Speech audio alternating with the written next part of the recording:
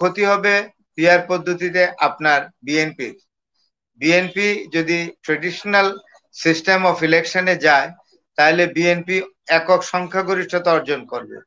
ছোট ছোট অতি ক্ষুদ্র রাজনৈতিক দলগুলো হয়তো তেমন সিটি পাবে না। সুতরাং ক্ষুদ্র রাজনৈতিক দলগুলো সেখানে পিআর পদ্ধতির পক্ষে। তো আমি যেটা বলছি যে পিআর পদ্ধতিতে সমস্যা আরো আছে। বাংলাদেশে যতগুলো রাজনৈতিক দল আছে সব দলের চেয়ে পুরনো হলো জামাতে ইসলাম, কিন্তু ওই যে তারাও পিআর পদ্ধতি বোধহয় চাচ্ছেন, আমি যতদূর জানি। তো পিআর পদ্ধতি জি, চাওয়ার জামাতও চাচ্ছেন পিয়ার সুবিধা। পদ্ধতি। জামাতও চাচ্ছেন এবং কালকের হ্যাঁ, সমাবেশ থেকেও ঘোষণা দেওয়া হয়েছে যে জামাত ইসলামও পিয়ার পদ্ধতি চাচ্ছেন। কালকের সমাবেশ থেকেও ঘোষণা দেওয়া হয়েছে চাচ্ছে। পিয়ারে নির্বাচন হতে হবে। হ্যাঁ, কালকে সমাবেশ থেকে ঘোষণা করছে।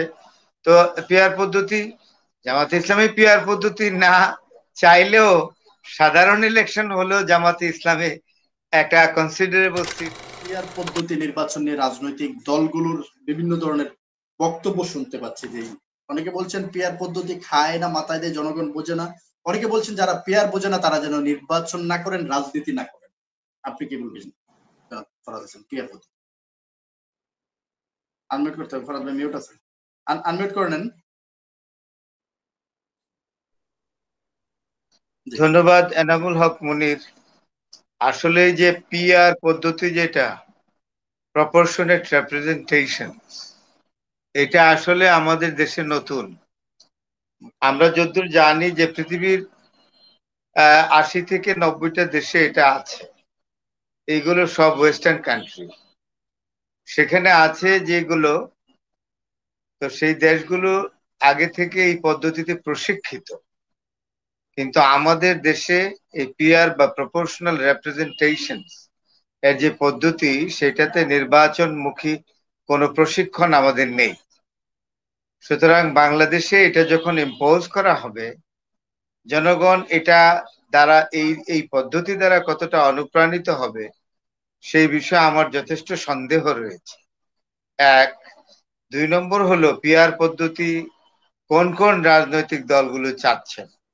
যদি কিছু মনে না করেন তাহলে বলবো, যে সকল রাজনৈতিক দলগুলো আপনার অপেক্ষাকৃত ছোট রাজনৈতিক দল, যাদের কর্মী সমর্থক কম অপেক্ষাকৃত, তারা পেয়ার পদ্ধতির সমর্থক। পিআর পদ্ধতিতে একটা বিষয় এখানে সন্নিবেশিত থাকবে, যে 1% ভোটের এগেনস্টে 3টা সিট পাবে, অর্থাৎ 3টা এমপি পাবে। তাহলে 2% ভোট পেলে 6টা এমপি পাবে। এখন ধরেন জামাতে ইসলাম যদি 20 থেকে 25% জামাতে ইসলাম যদি দেন 10% ভোট পায়, তাহলে জামাতে ইসলামের সিট হবে আপনার অনেকগুলো। আপনি হিসাব করে দেখেন, বা জামাতে ইসলাম যদি এইখানে 15% ভোট পায় তাহলে অনেক সিট চলে আসবে। তো সেরকম আরো যারা ক্ষুদ্র ক্ষুদ্র দলগুলো আছে, আরো ছোট, জামাতে ইসলামের তো একটা সাইজেবল পলিটিক্যাল পার্টি, এটাকে এত বড় দল না বলা গেলেও এটা যে খুব ছোট দল তা কিন্তু না। জামাতে ইসলাম একটা মোটামুটি বড় দল বলা যায় বাংলাদেশে। তো আমি যেই জায়গায় বলছি, এবং সবচেয়ে পুরনো দল, আমি যেটা বলছিলাম, যেটা ব্রিটিশ আমলে ভারত পাকিস্তান হওয়ার আগে সৈয়দ আবুল আলা মওদুদি এই দল প্রতিষ্ঠা করেন। তার জন্ম বুরহানপুরে, হায়দ্রাবাদের বুরহানপুরে, একটি উর্দু স্পিকিং ফ্যামিলি, অত্যন্ত রেসপেক্টেবল ফ্যামিলিতে তিনি জন্মগ্রহণ করেন।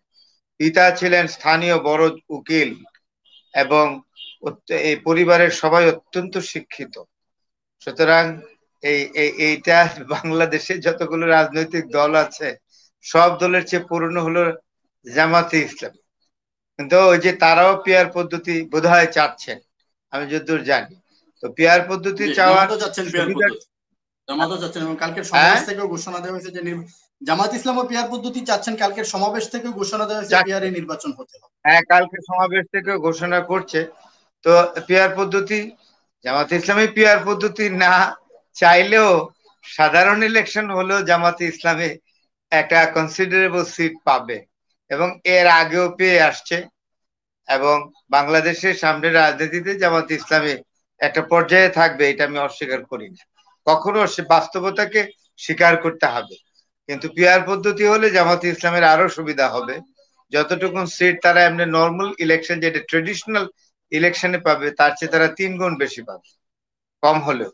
তো সেই জায়গায় সমূহ ক্ষতি হবে পিআর পদ্ধতিতে আপনার বিএনপির। বিএনপি যদি ট্রেডিশনাল সিস্টেম অফ ইলেকশনে যায় তাহলে বিএনপি একক সংখ্যাগরিষ্ঠতা অর্জন করবে। ছোট ছোট অতি ক্ষুদ্র রাজনৈতিক দলগুলো হয়তো তেমন সিটই পাবে না। সুতরাং ক্ষুদ্র রাজনৈতিক দলগুলো সেখানে পিআর পদ্ধতির পক্ষে। তো আমি যেটা বলছি যে পিআর পদ্ধতিতে সমস্যা আরো আছে। যেমন আমি ভোট দিব আফসারি ভাইকে, আফসারি ভাই ব্যক্তিগতভাবে আমি আমার খুব পছন্দের প্রার্থী, দিলাম ভোট আফসারি ভাইকে, কিন্তু পাশ করে গেল এনামুল হক মনি। অর্থাৎ প্রতীকে ভোট দিবেন কিন্তু আপনি জানেন না আপনার ক্যান্ডিডেটকে। আমি দিলাম আফসারি ভাইকে ভোট, হয়ে গেল আমার আপনার এনামুল হক মুনির হয়ে গেলেন এমপি। তো এই যে একটা শুভঙ্করীর খেলা, এটাতে অন্তত আমি এটার পক্ষপাতী না, এটা এক ধরনের চাণক্য কৌশল। তো এই কৌশলের সাথে আমি যেহেতু পরিচিত না, জানিও না, তবে সিস্টেমটা জানি, এতে ক্ষুদ্র দলের উপকারিতা হবে। আমার প্রশ্ন হলো, আমি আফসারি ভাইয়ের কথা বলছি না, আফসারি ভাই একটি রাজনৈতিক দলের প্রধান, আফসারি ভাইয়ের দলটা খুব নতুন, কিন্তু এই দেশে অনেক পুরনো রাজনৈতিক দল আছে, তাদের দলের কলেবর বৃদ্ধি পায়নি কেন, সেই বিষয়টি কিন্তু আমার জিজ্ঞাস্য।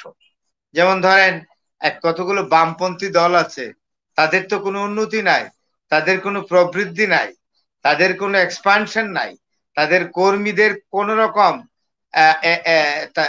গ্রাসরুট লেভেলে কর্মী নেই, তাদের কোনো অ্যাক্টিভিটিস নেই। অনেকগুলো বামপন্থী দল আছে, যেমন আমার এক বড় ভাই আছেন মাহমুদুর রহমান মান্না, তিনি একটি দল পরিচালনা করেন। উনি জীবনে অনেক রাজনৈতিক দল গঠন করেছেন, ভেঙেছেন, আবার গঠন করেছেন, আবার ভেঙেছেন। কতগুলো রাজনৈতিক দল যে উনি ছিলেন আমি এই মুহূর্তে আপনাকে বলতে পারবো না। যেমন আসম আব্দুর রব, তিনি এক সময়ে তার যে উজ্জ্বল কন্ট্রিবিউশন, সেটার প্রতি সম্পূর্ণ সম্মান জানিয়ে বলছি, এখন তো গণবিচ্ছিন্ন। এই যে আপনি মান্না ভাই বলেন, মাহমুদুর রহমান মান্না বলেন, তারপরে মুজাহিদুল ইসলাম সেলিম সাহেব বলেন কমিউনিস্ট পার্টির, তারা মোটামুটি গণবিচ্ছিন্ন। আরো এরকম অনেক আপনার বামপন্থী রাজনৈতিক দল আছে, তারা ড্রয়িং রুম পলিটিক্স করে, বসে বসে ড্রয়িং রুমে বলেন, বিভিন্ন তত্ত্ব দেন, ইডিওলজি বলেন, কিন্তু তাদের কোনো লোক নাই। তারা এত পুরনো রাজনৈতিক দল, এত আগে থেকে রাজনীতি করে আসছেন, গ্রাসরুট লেভেলে তাদের একেবারে সমর্থন শূন্যের কোঠায়। এবং সবচেয়ে বড় কথা, আমি যে কয়জনের নাম বললাম, তারা কোনোদিন গ্রামে গিয়ে কোনো গণসংযোগ করেছে, মফস্বলে গিয়ে কোনো গণসংযোগ করেছে, এমনকি জেলা শহরেও তারা কদাচিৎ যান কিনা সন্দেহ। তো এইরকম দলগুলো আসলে পিআর পদ্ধতি চান। তারা পিআর পদ্ধতিতে কোন রকমে 1-2% ভোটও যদি পান, তাহলে তাদের প্রেসিডেন্ট সেক্রেটারি, ওইসব দলের প্রেসিডেন্ট সেক্রেটারি তারা মোটামুটি 2 জন এমপি হয়ে যাবেন এবং তারা পার্লামেন্টে যাবেন। পার্লামেন্টে যাওয়ার ইচ্ছা তাদের প্রবল, সেটা ভালো কথা। পুরনো রাজনৈতিক নেতৃবৃন্দ, তারা অনেক অভিজ্ঞ রাজনীতিবিদ, তারা তো পার্লামেন্টে যাবেনই, কিন্তু জনগণ তো নাই, তাদের নেতৃত্ব প্রশ্নবিদ্ধ। এতদিন রাজনীতি করার পরেও জনগণের মনে তারা কোনো আস্থা এবং বিশ্বাস তৈরি করতে পারে নাই, জনগণ তাদের উপরে কোনো বিশ্বাস স্থাপন করতে পারে না। তো তারা কোন ধরনের রাজনীতি করলে, সেটা তো আমার বিরাট প্রশ্ন। পিআর পদ্ধতি চেয়ে এখন চাণক্য কৌশল অবলম্বন করে আপনারা পার্লামেন্টে যাবেন, এটা এই প্রতিচ্ছবি, আপনাদের এই প্রতিচ্ছবিটা ভালো না। সুতরাং জনগণের কাছে যান, you have to go to the people, door to door, and try to earn their support, and then participate in the election and become the member of parliament and go to the parliament to make law and represent your people of your locality, of your constituency. That is called politics. এইগুলো তো করে লাভ নাই। সুতরাং আমি যেটা বলছি যে হ্যাঁ, একটা জিনিস হতে পারে যে ছোট ছোট রাজনৈতিক দলগুলোকে কিভাবে রাজনীতির সাথে দেশের ডিসিশন মেকিং এ সম্পৃক্ত করা যায়, সেইটার একটা উদ্যোগ যে এই দল সরকারে থাকে তার নেওয়া দরকার। কিন্তু আমরা বিগত বছরগুলোতে বা অনেক আগে থেকেই পাকিস্তান আমলেও দেখেছি, আসলে ক্ষমতাসীন দল কখনোই বিরোধী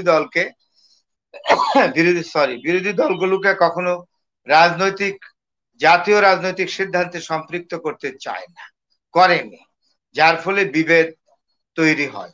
এবং আরেকটা জিনিস হইলই, বড় স্বার্থে কখনো রাজনৈতিক দলগুলোকে একত্রে সিদ্ধান্ত নিতে আমরা দেখি না। বাংলাদেশে এই যে আপনার এই কেউ মানে সব দলগুলো একত্রিত হতে পারে না কোনো একটা মহৎ সিদ্ধান্তে। হ্যাঁ, দল করবে, আলাদা ইডিওলজি থাকবে, আলাদা রাজনৈতিক মতবাদ থাকবে, তাই জাতির বৃহত্তর কল্যাণে কোন রকম একতাবদ্ধ হতে পারে না এবং একত্রে কোনো সিদ্ধান্ত দিতে পারে না। তাই বর্তমান সরকারের প্রধান প্রফেসর ডক্টর ইউনূস এর কাছে আমার একটি আবেদন থাকবে বাংলাদেশের সাধারণ নাগরিক হিসেবে। আমি যেটা মনে করছি, the country has been facing a deep crisis and passing through a very crucial juncture. এই অবস্থায় আমার আবেদন থাকবে তিনি যেন একটি সর্বদলীয় একটি বৈঠক ডাকেন। সমস্ত রাজনৈতিক দল, ছোট হোক বড় হোক, সবাই অংশগ্রহণ করবে এবং আমরা যে একটা ডেডলক সিচুয়েশনে আছি, একটা বন্ধা অবস্থায় আছি, এটা কিন্তু সত্যি। এই অবস্থা থেকে পার পাওয়ার জন্য আমাদের